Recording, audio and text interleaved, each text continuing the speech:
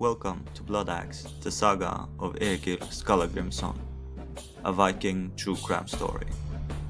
I'm your host, and over the next 10 episodes, we'll be delving into the life and crimes of one of the most infamous figures of the Viking Age, Egil Skallagrimsson.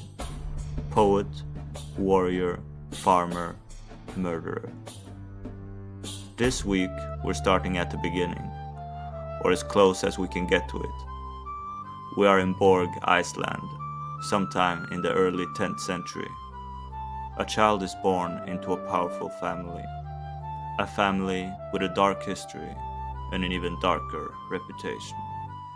This child's name is Egil, and from the very start, there are signs that he is different. The sagas, our primary source for Egil's life, describe him as ugly, with a broad, black-featured face.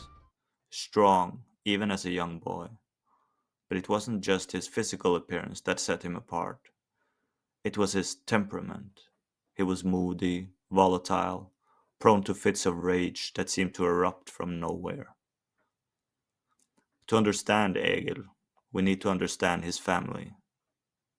His father, Skallagrim, was a powerful chieftain, a skilled blacksmith, and a man known for his own violent temper. Skallagrim's father, Kveldulf, which literally translates to night wolf, was even more notorious. A man whispered to be a shapeshifter, a berserker who entered a trance-like fury in battle. The family legacy that Egil inherited was one of immense strength, but also of uncontrolled rage. The sagas suggest that Kveldulf and Skallagrim possessed a kind of berserker gang, a battle frenzy that granted them superhuman strength, but also robbed them of their reason. The berserker gang was more than simple anger.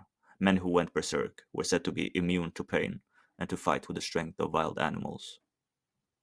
This is a family where violence is not just accepted, it's almost a tradition of sorts, and young Egil seems to have inherited the worst of it. He displays these same traits that his father and grandfather are infamous for. The saga tells us that even in childhood games, Egil was excessively competitive, aggressive, and quick to anger. When he lost, he sulked. When he won, he gloated. There was a darkness in him, a lack of empathy that was unusual even in a society as harsh as that of the Vikings.